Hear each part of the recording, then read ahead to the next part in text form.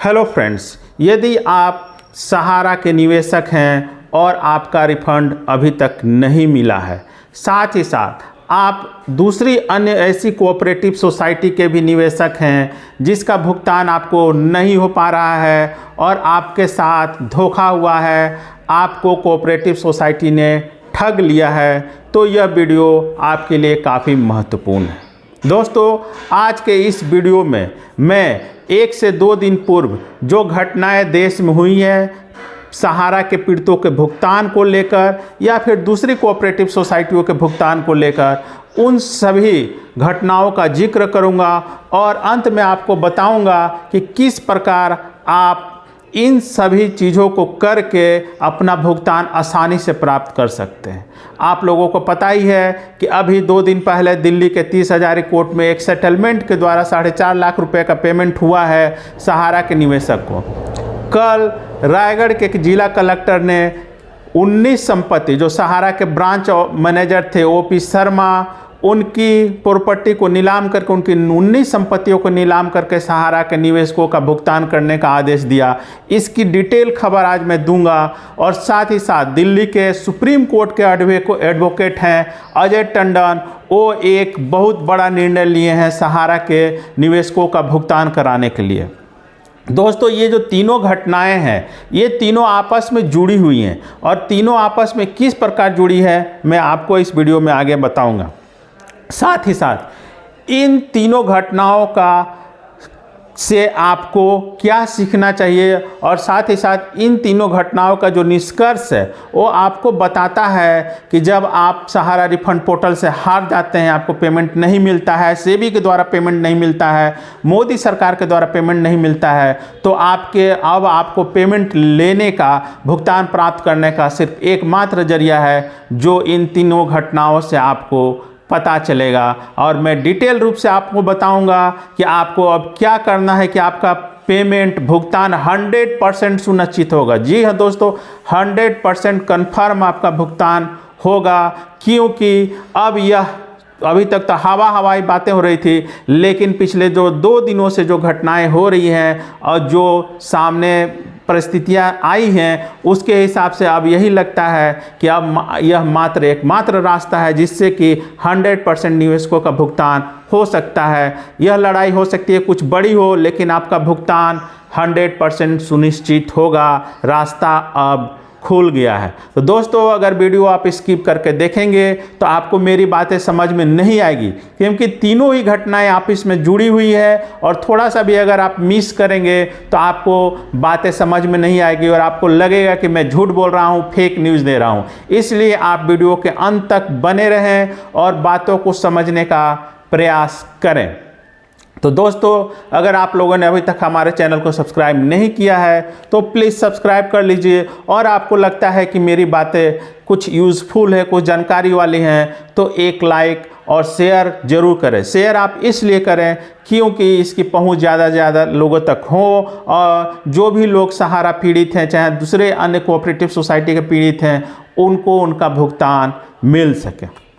सबसे पहले हम लोग बात करते हैं 17 फरवरी की घटनाक्रम पर। आप लोगों को पता है कि दिल्ली के 30 हज़ारी कोर्ट में सहारा मैनेजमेंट के जो बड़े अधिकारी थे, जो स्वप्ना राय हैं, ओपी श्रीवास्तव हैं, अलख सिंह हैं, उनके खिलाफ एक नॉन बेलेबल वारंट इशू हुआ था दिल्ली के 30 हज़ारी कोर्ट से, जिसका FIR नंबर था 712/2022, जिसे जो FIR दर्ज कराया था उसे पहाड़गंज निवासी न्याज अहमद ने अपने भुगतान, जो कि उनका भुगतान ड्यूज था 4.5 लाख रुपया, उस भुगतान को प्राप्त करने के लिए उन्होंने सहारा मैनेजमेंट पर IPC की धारा 420, 406 के अंतर्गत मामला दर्ज कराया था। कोर्ट में जब यह मामला पहुंचा तो कोर्ट ने सहारा के बड़े मैनेजमेंट के अधिकारियों के खिलाफ नॉन बेलेबल वारंट जारी किया और उसके बाद जब मैनेजमेंट के अधिकारियों को लगा कि अब उनकी गिरफ्तारी सुनिश्चित हो सकती है, तब ओपी श्रीवास्तव, अलख सिंह और स्वप्ना राय और 1-2 बड़े और अधिकारियों ने अपनी गिरफ्तारी से बचने के लिए एंटीसिपेटरी बेल, जिसका पिटीशन नंबर है 400 43 माफ़ कीजिएगा 43/2024 anticipatory bail petition number 43/2024 file किया 30 हजारी कोर्ट में, जहां पर अब उन्हें कोर्ट ने, अब सुप्रीम कोर्ट का जो डायरेक्शन है जिसमें कहा जाता है, जिसमें साफ स्पष्ट कहा गया है कि अगर किसी का भुगतान संबंधी कोई मामला कोर्ट में आता है और उसकी देनदारी सुनिश्चित हो जाती है कि वह उसे देना है पैसा, तो जब तक वो उस अमाउंट को कोर्ट में जमा नहीं करेगा तब तक उसे बेल नहीं मिलेगा। तो 30 हजारी कोर्ट में जब उन्हें लगा कि अब उन्हें शायद एंटीसिपेटरी बेल नहीं मिल पाएगा, तब उन्होंने आउट ऑफ कोर्ट नियाज अहमद जो कि याचिका करता थे, FIR करता थे, उनसे उन्होंने सेटलमेंट की और नियाज अहमद को बाकायदा 4.5 लाख रुपए का भुगतान सहारा मैनेजमेंट ने कर दिया। लेकिन केस का डिस्पोजल यहाँ पर नहीं हुआ। केस की अगली तारीख 24 फरवरी सुनिश्चित की गई है। जी हाँ दोस्तों, केस की जो अगली तारीख दी गई है 24 फरवरी को दी गई है, जो आज से 2 दिन के बाद का है, 3 दिन के बाद का है। और उस दिन फाइनल डिसीजन आने वाला है कि जो सहारा के टॉप मैनेजमेंट हैं, जिसमें स्वप्ना राय जो सुब्रत राय की वाइफ हैं, OP श्रीवास्तव जो सबसे बड़ा लुटेरा है सहारा का, अलख सिंह और 3-4 और मैनेजमेंट के बड़े अधिकारी, उनके ऊपर फाइनल उस दिन डिसीजन होने वाला है कि उन्हें बेल मिलेगा कि नहीं मिलेगा। लेकिन फाइनली कोर्ट में यह सेटलमेंट हो चुका है, सेटलमेंट का पेपर जमा हो चुका है, तो इस स्थिति में उन्हें बेल तो मिलेगा ही, केस का भी डिस्पोजल हो जाएगा। लेकिन अब इसके बीच एंट्री हो रही है सुप्रीम कोर्ट के अधिवक्ता, जो काफ़ी बड़े अधिवक्ता है, अजय टंडन के।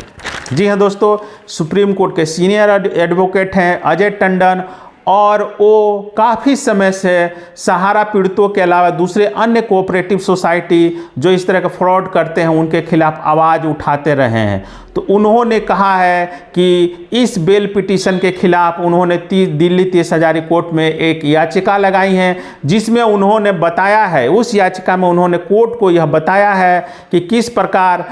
स्वप्ना राय, अलख सिंह, OP श्रीवास्तव के खिलाफ देश के विभिन्न थानों में और न्यायालयों में काफ़ी संख्या में केस पेंडिंग है, और इस स्थिति में उन्हें किसी भी कीमत में जमानत नहीं दी जाए। इसकी सूची उन्होंने कोर्ट को उपलब्ध कराई है कि कितने कितने केस, कौन कौन सी धाराओं में इन लोगों के ऊपर FIR दर्ज हुए हैं और उन्हें बेल नहीं दिया जाना चाहिए। ऐसी याचिका अजय टंडन जो सुप्रीम कोर्ट के एडवोकेट है, उन्होंने 30 हजारी कोर्ट में दाखिल की है और उन्होंने उनकी जमानत का विरोध किया है। साथ ही साथ उन्होंने इसकी कॉपी सुप्रीम कोर्ट के चीफ जस्टिस को भी दी है। इसके साथ ही अजय टंडन जी ने बताया कि वो 24 फरवरी को 30 हजारी कोर्ट में अन्न जल त्याग कर अनशन करेंगे और सहारा के निवेशकों के हित में सहारा का भुगतान करने के लिए कोर्ट से निवेदन करेंगे। और यह कोर्ट से निवेदन करते हुए कहेंगे कि इन लोगों को, ये लोग क्रिमिनल नेचर के हैं, इनका बेल नहीं होना चाहिए। अगर इन्हें बेल दिया जाता है तो ये लोग हो सकता है कि देश छोड़ दें। तो ऐसी मांग अजय टंडन जी कोर्ट में करेंगे। साथ ही साथ उस दिन वो पूरी तरह से अन्न जल त्याग कर अनशन करेंगे। तो ये जो 2 खबरें हुई हैं, ये दोनों खबरें आपस में जुड़ी हुई हैं, जिसमें आपने देखा कि कहाँ किस प्रकार से क्रिमिनल केस में भी बेल मिल जाता है सेटलमेंट के द्वारा। मैं अब तीसरे मुद्दे पर आता हूं कि किस प्रकार से तीसरा मुद्दा, उसके बाद मैं फिर बताऊंगा कि इन तीनों की कड़ी कैसे जुड़ रही है और कैसे आप इससे सबक लेकर अपना भुगतान शीघ्र प्राप्त कर सकते हैं। जो तीसरी खबर है वो छत्तीसगढ़ के रायगढ़ से आई है कल के समय में, जहां पर वहां के जो फ्रेंचाइज मैनेजर, जो ब्रांच मैनेजर थे ओम प्रकाश शर्मा, उनकी संपत्ति, उनकी कुल 19 संपत्तियों को नीलाम करने का आदेश जिलाधिकारी, जिला कलेक्टर ने दिया है। आप लोगों को पता है कि यह जो संपत्ति है वो रायगढ़ में स्थित है। और सबसे बड़ी बात है कि रायगढ़ जिले के 3848 निवेशकों का कुल 41,000 करोड़ फंसा हुआ था। जो लोग इसमें याचिका लगाए थे जिलाधिकारी के कोर्ट में, कुल 3,008, मतलब उन्होंने सामूहिक रूप से अपना भुगतान का याचिका लगाया था। मैंने पूर्व में भी काफ़ी कुछ वीडियो में बताया है कि आप सामूहिक रूप से भी याचिका लगा सकते हैं या फिर इंडिविजुअल भी लगा सकते हैं अपने भुगतान के लिए। तो उन लोगों ने सामूहिक रूप से 3,848 लोगों ने 41 करोड़ रुपए के भुगतान की याचिका रायगढ़ के जिलाधिकारी के कोर्ट में लगाया था। जिलाधिकारी ने पाया कि इनका भुगतान सहारा को देना है। तब जिलाधिकारी ने जो सहारा के ब्रांच मैनेजर है ओपी शर्मा, उनकी 19 संपत्तियों, जिसमें सहारा के भी कुछ संपत्तियां हैं, उन संपत्तियों को नीलाम करके, जी हाँ दोस्तों, उनकी नीलामी कुर्की करने का आदेश दिया है और नीलाम करके आदेश दिया है कि जो भी पैसा आएगा उसे सहारा के निवेशकों के बीच बांट दिया जाए। ऐसे में उम्मीद की जा रही है कि 17 से 20 करोड़ रुपए का अमाउंट प्राप्त होगा उस कुर्की जब्ती से। तो इस प्रकार से 41 करोड़ जहां फंसा हुआ था, उसमें उम्मीद की जा रही है कि बहुत ही जल्द इन निवेशकों को 20 करोड़ रुपए तक का भुगतान सहारा की संपत्ति को कुर्क करके मिल जाएगा। तो दोस्तों, यह जो तीनों खबरें हैं, यह देखिए किस प्रकार से आपस में जुड़ी हुई हैं। आप देख रहे हैं कि जहां पर दिल्ली के 30 हजारी कोर्ट में सहारा मैनेजमेंट के खिलाफ अपने भुगतान को लेकर क्रिमिनल केस किया गया, जिसमें आईपीसी की धारा 420 और 406 लगाया गया, और वहीं रायगढ़ के कोर्ट में सिविल केस किया गया, जहां पर अपना जो उनका भुगतान ड्यूज था उसका पेमेंट करने का, मतलब जिलाधिकारी के कोर्ट में सिविल नेचर का केस किया गया कि मेरा इतना भुगतान उनसे बन रहा, हमने उनका कोऑपरेटिव में इतना पैसा जमा किया जिसका भुगतान इतना ड्यूज हैं और हमारा भुगतान किया जाता है। ऐसे में कोर्ट ने कुर्की करके रिकवरी करने का आदेश दिया। अब आपके सामने आता है कि अब आप सोचेंगे कि इससे हमें क्या, हमें कैसा भुगतान मिलेगा। दोस्तों, आप देख चुके हैं कि सुप्रीम कोर्ट के आदेश के बाद भी सरकार किस तरह का खेल खेल रही है। सहारा रिफंड पोर्टल के द्वारा 99% लोगों के क्लेम को रिजेक्ट किया जा रहा है। सेबी आनाकानी कर रहा है, जांच को पिछले 10 साल से लटका के रखे हुए है। सेबी ने आरटीआई में बताया है कि बर्ड्स एक्ट के द्वारा फिलहाल कोऑपरेटिव सोसाइटी का पैसा नहीं मिल सकता है। बर्ड्स एक्ट भी एक छलावा साबित हुआ है। सुप्रीम कोर्ट या फिर बात करें हम लोग दिल्ली हाई कोर्ट की, वो लोग तारीख पर तारीख दे रहे हैं लेकिन भुगतान नहीं हो पा रहा है। ऐसे में इन दो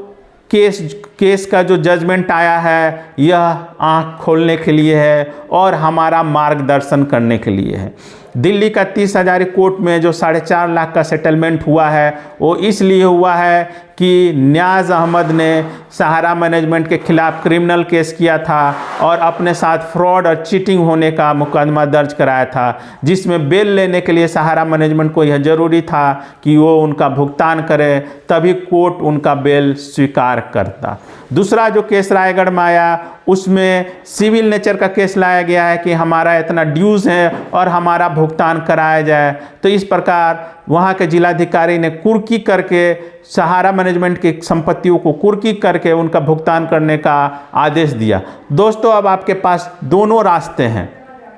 आप अगर चाहते हैं कि आपको इमीडिएट रिलीफ मिले, तो आप अपने जिस थाना क्षेत्र में रहते हैं उस थाना में, या फिर वहाँ के जो अधीनस्थ न्यायालय हैं, जो सिविल कोर्ट हैं, वहाँ जाकर अपना डिपॉजिट से संबंधित जो भी रिकॉर्ड आपके पास है, सारा दस्तावेज लेकर सहारा मैनेजमेंट के खिलाफ एक एफआईआर दर्ज कर सकते हैं, जो क्रिमिनल नेचर का होगा, जिसमें आईपीसी की धारा आप 420, 406 और 120B की धारा लगा सकते हैं, जिसमें आप साबित करेंगे कि किस प्रकार षड्यंत्र पूर्वक आपका पैसा को हड़प लिया गया है और आपके साथ चीटिंग किया गया है। साथ ही साथ अगर आप लोग चाहते हैं कि सामूहिक रूप से आप लोग केस करें, तो आप लोग सिविल नेचर का भी केस कर सकते हैं, जिसमें आप अपने क्लेम को दिखाएंगे कि हमारा इतना राशि अमाउंट जमा है और ये हमारा इतना क्लेम बनता है, तो इसका भुगतान कराया जाए। तो अब आपके सामने दोनों ही प्रकार के उदाहरण मौजूद हैं, और